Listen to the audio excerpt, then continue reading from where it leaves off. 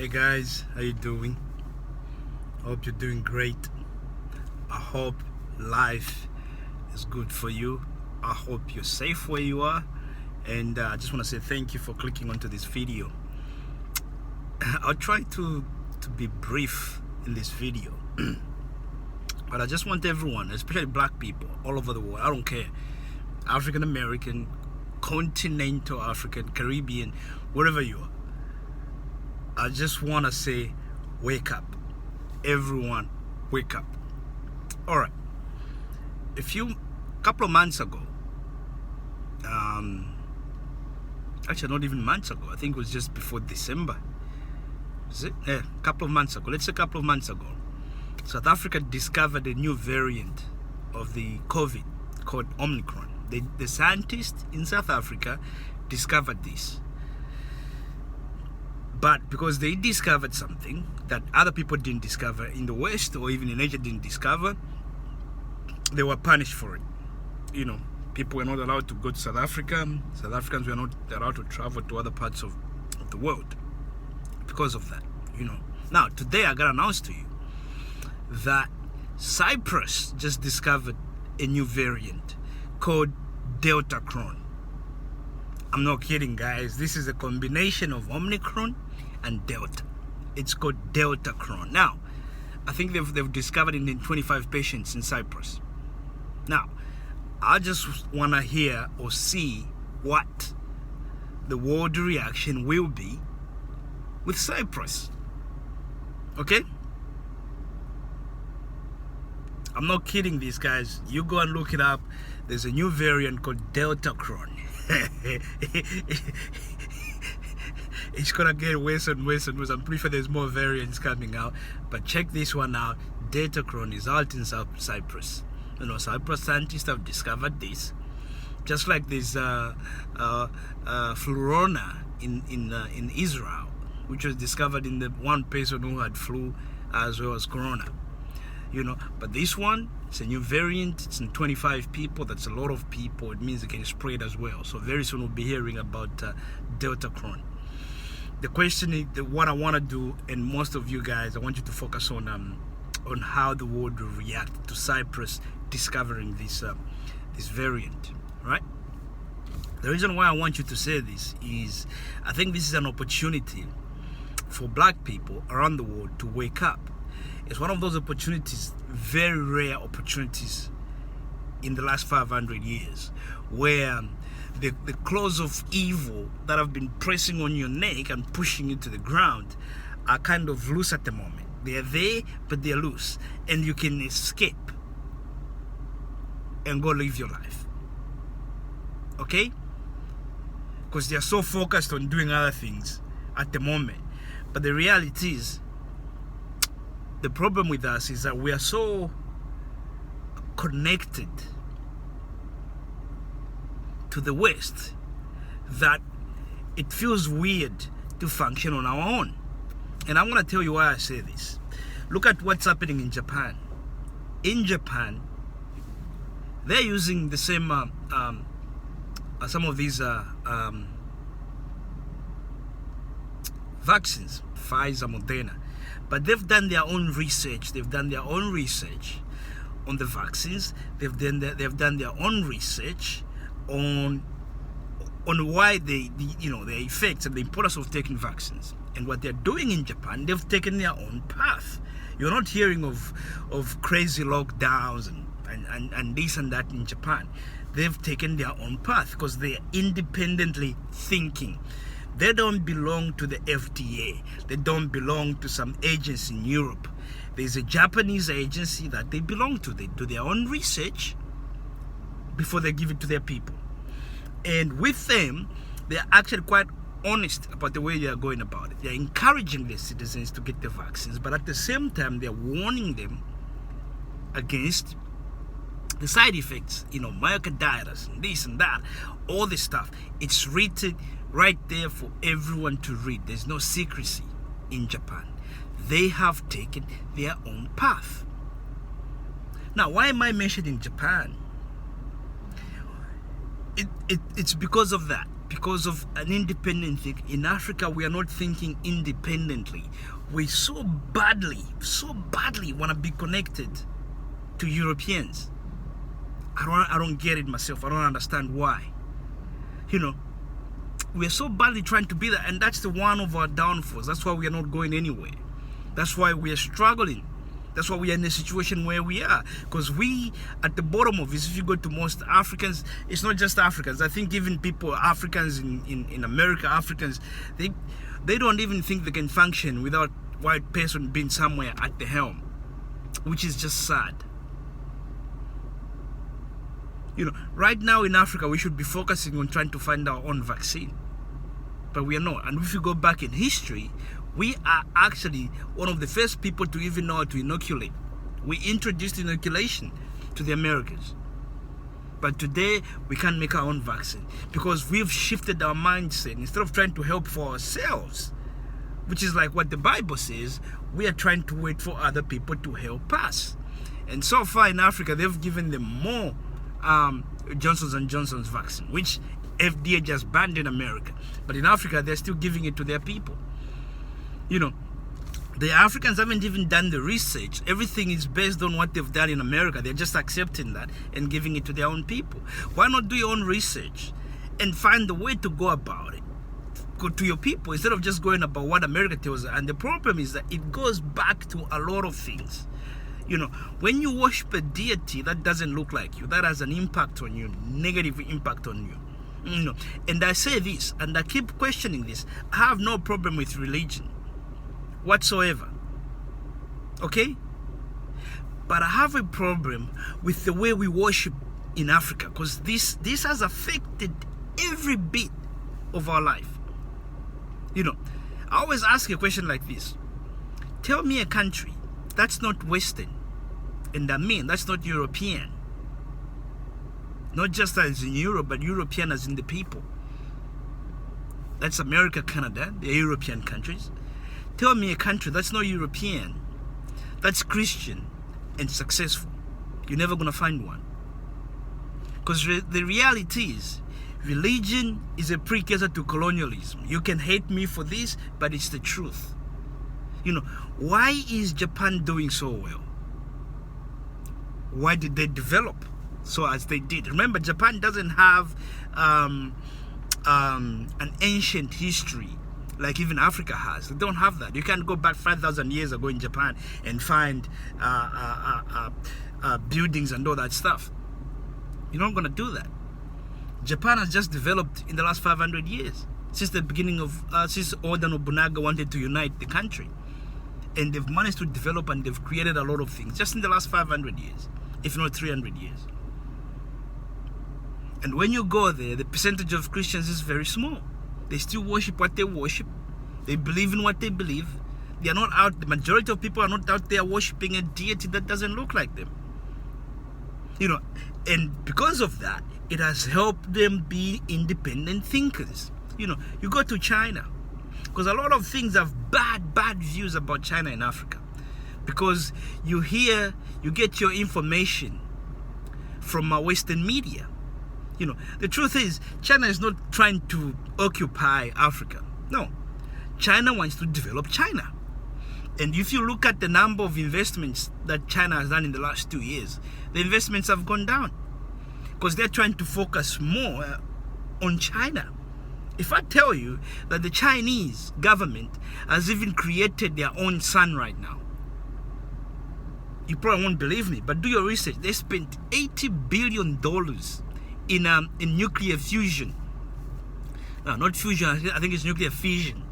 You know, $80 billion to create an artificial sun, and they've done it. Why is that important? The energy that's going to produce or power their electricity supply, their energy supply, the energy that's going to produce, it will even be used to grow food. Why is that important? Because if you remember, China almost had a 50-year famine in China. They don't want to go through that again. They're thinking independently. You know, they've looked at the mistakes that the Roman Empire made. They've looked at the mistakes that the British Empire has made. They've looked at the mistakes that America has made. And China has realized one thing. If you go even back to the Nazi, if Hitler only wanted to develop Germany and nothing else, wanted to develop Germany to what he wanted it to be, to the way he wanted to do things, Hitler could have been successful. Germany would be very successful right now. More successful than it is. But what the mistake Hitler made was he started thinking of taking over the world. And that's the biggest mistake he made. And then he wanted to go to war with everybody. Because if you want to take over the world, you got to fight everyone. And that was the downfall of the Nazi. The same thing with Britain. They had an empire. The same thing when you go back to the Roman Empire. The empire grew so big, things just couldn't function anymore. And it wasn't like, there was people that went and attacked Rome and all that. No. Things were already falling inside. By the time the so-called barbarians showed up at the gate, Rome had already fallen, eaten inside out. Same thing with England. They expanded too much, and things started falling apart. America has done the same thing. America didn't grow as an empire, but they went on other ways of doing it. Are controlling a lot of things in the world. People have to buy stuff from them and this and that. And they're controlling government. So in the way, they are also an empire. And that hasn't ended very well. I don't think China wants to go on the same path. They are smart. They're independent. That's why if you go to China, they clamp down on Christians. They clamp down on Buddhism because they've realized that's not their thing. If we got the whole nation worshipping a Scandinavian Jesus who doesn't look Chinese, what are we doing to our people? These guys are thinking they're not even allowing their athletes to be wearing tattoos. Someone can say, oh, everyone has the right. Stuff your rights. If the right's going to end up putting all of us in a ditch, what's the point? What I'm trying to tell you here, guys, is about being independent thinkers as countries, as continents. China has 1.4 billion people. Right now, there's probably about 400 to 600 million people that are still living under poverty, below the poverty line, with all the wealth that China has created. So what they want to do, they've realized they have the population. They have the population to actually create a better China. What does it require? We require food. So instead of actually relying on other sources to get our food from, let's make sure we regenerate the deserts. They've already done that. Step one. What used to be deserts, now you go there, there's trees. Let's make sure we are food sufficient. China has enough rice. If everything went pear-shaped today, they have enough rice in storage to last them 50 years because they don't want to go through the famine again. Africans, we are not thinking like that. We can be enslaved just like that. We've already been enslaved. We think slavery has gone? No. You think colonialism has gone? No. Because of our thinking, we are not trying to do things independently. It's like we are joined at the hip with Europe. Whatever Europe does, we want to follow. Yes. That's what we are doing. Look at Japan. Look at what China is doing. Even South Korea. How many Christians are in South Korea? It's almost to zero. And yet they're developed. If you go to Israel, same thing. They're not Christians. If anything, most Jews hate Christians. They hate the Bible. They'll spit on it. And yet they're developing. Us in Africa probably has the highest number of Christians on the planet. And look what's happening. So I'm not saying don't be a Christian, don't be this. Now, what I'm trying to tell you is start thinking independently. If we can have presidents, I'll give an example. My president, who I actually like, is a new president. I think he's the newest president in Africa at the moment. The president of Zambia. We call him HH. Haggai Inde Hichilema. Good guy. I think Zambia is in good hands right now. He's come in, he's made education free, he's increased the CDF, which is the Community Development Fund, from what it was like, 1 point something million kwacha, which could be about maybe $100,000. or $150,000 or $120,000 to now about 25 point something million kwacha, which is at least 1 point something million dollars. You see the difference there from $120,000 to about 1.3, 1.4, almost close to $2 million with the exchange rate at the moment. He's increased that. And this is going to be happening every year. That means they're going to be development. If you look at labor forces and all these things in Africa are quite cheap. So if you got a community, every constituency, there's about 160 something constituencies in Zambia, is receiving that kind of money. And the way they want to do it is you are local people, you produce locally, you do this. So they're going to create a lot of jobs in these areas. And that's the one way of how you develop. It's called devolution or devolution. Okay, so he's done that. He's a great guy. The problem I have with him is his reliance on the West. Even when he's speaking, oh, I went there, we did this and we negotiated. I know Zambia at the moment is in debt and he needs to negotiate this. But he's also looking at what other, what they call, what do they call them? This money these Europeans like to give, it's not aid, but it's like some sort of a fund or something like that he can access from Western countries. You know, all right, I understand negotiating the loan because the government that was there before was just terrible and they left the country in bad financial standing. So if you can go there and negotiate, because these are the people you owe money, as a country, we owe money, I applaud you for that.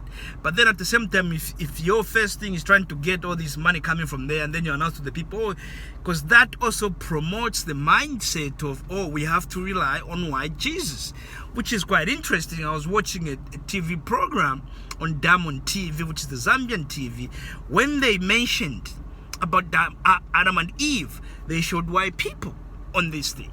And this is in Zambia where most people are black. And you're showing, when you mention Adam and Eve as the first people, you show white people. You see, this is on TV. And that's the mindset that has put us in where we are. And that's the mindset we need to change. That's not to mean you hate white people or this. No, you don't.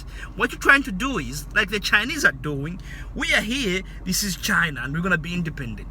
Because even the Bible said, God created the fish and whatever to work in their groups. There's different sort of fish and they share the sea or the water, but they work in schools of each particular, but they come together, they're sharing this thing.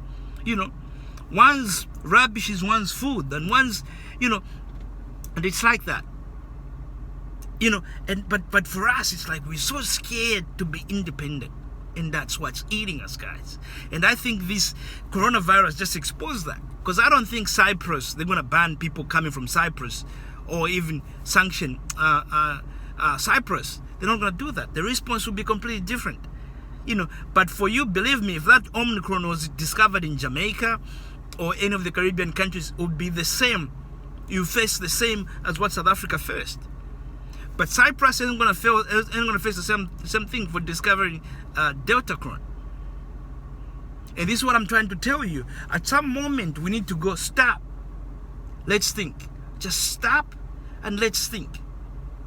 You know, where are we as a people? Where do we want to be? How do we get there? What is it that other people are doing that we are not doing? And it's the mindset. China is out there getting rid of, destroying churches and getting rid of a lot of Buddhism and all that stuff, getting rid of it. You can say, oh, they're persecuting Christians. Nah, but China understands the influence of all these foreign things going into their country. They understand that. And I tell you what, they understand this very well. They understand who will try to jeopardize their success. Because remember, Lee Kuan Yew, I'll put a video in the description. You see Lee Kuan Yew talk about how the CIA wanted to sabotage what he was doing in Singapore. So if these people, and this also happens in Africa, but the problem is, the difference is in Singapore, the people that were the CIA were trying to corrupt, to sabotage whatever Lee Kuan Yew was doing. They ended up reporting to Lee Kuan Yew. But in Africa, we are not that lucky. You know, if the America goes and finds someone to sabotage a good president, it always pans out all right. Look what's happening in Ethiopia. They're trying to sabotage that country's success. But we are out here still believing that these are the people who will come and rescue us, because we have a deity that does not look like us. And believe it or not, you can argue. I don't care. Some of you guys are gonna argue as much as you're gonna have. The results are there. You tell me a country that's developed, that's Christian, and it's not white. Tell me. Give me one country. I've looked everywhere, I haven't found one. You go to the Middle East, they've developed, but they've developed with their own. If you look at Saudi Aramco, one of the biggest companies in the world. You go to Kuwait, they're doing something in Kuwait that even the West is not doing. In Kuwait, when you're getting married, they give you money, because they have all focused on family. They're not doing that because of religion or whatever. Now they're focused that because they look at their culture. This is how we go forward. Let us encourage marriage, because marriage is the foundation of a community, it's the building blocks of a community. And let us encourage it. Let us encourage people to get married, to stay together, and give them all this money. When a child is born, he has shares in the biggest company over there. At birth, you get your shares. But in Africa, because we don't believe we can do it, we give our things to investors from outside who end up just ripping us off. Look what France is doing in Niger, and look what they're doing in Burkina Faso. Look at all the things that are happening all over the world. And when we do that, it doesn't matter who we do it to. If we show some sort of weakness, those guys will take advantage of us. It's just the way it is. It doesn't matter whether it's China, it doesn't matter who. If you're not coming from a position of power, you get taken advantage of. That's how it works in this world. It's a jungle, guys. But I want you to wake up. The moment we wake up and we try to be independent, and we connect each other economically, and we represent each other as one, African Americans, Africans in the Americas, South America, whatever, and the Caribbean, we represent each other as one. Let's have an African Union that includes all these people in the diaspora, all Africans in the diaspora included in this African Union, and let us represent a functional African Union, that is not the African Union that we have today. And in my opinion, it should only involve Greater Africa. That's it. And Greater Africa is what you guys call Sub-Saharan Africa. I don't like that. I say Greater Africa. And I think we should all change that to this. If you really think we are part of the white community, let us find out how the world responds, how the world powers, America, Europe, respond to this variant in Cyprus. And this is going to tell you where you are, how they value you. The problem is we don't value ourselves. We need to stop this. We need to start looking at how Japan, China, Korea, even Singapore, how they've managed to be independent in thinking, independent in doing things. It is the only way to go. Some of these African people are so happy when they give they give a position to the UN. You got no say. The UN is non-functional. The UN is useless. We should be focusing more on creating something that's functional within ourselves. You're so focused on getting these funds from these Western countries. There's no such thing as free money, my dear. We know it. For every dollar Africa is given, $100 is taken out. You and I both know that. So why are you so happy when you get some of these funds from that? When you got trillions of dollars beneath you? Let us change how we think, guys. Let us change how we do things. We are not part of the Western world. We are not. I know most of you would like to. People complain about racism in Germany, racism in England. Don't complain. It's made it very clear they don't want you there. If you really want to do anything, Just go there and do whatever you gotta do. If they're racist to you, they're racist to you. They have every right to be racist to you. If you get offended, get out. You know, if you're in Africa, protect it. If someone is racist in Africa, punch them in the face. Even get rid of them. You know, you can also be racist on the continent. But we can't. Because we've devalued ourselves. Time for change, guys. Time for change. This pandemic should open our eyes and make all of us wake up. Wake up, guys. I hope you get my message, and I hope you've picked up 1 or 2 points. Thank you. Goodbye.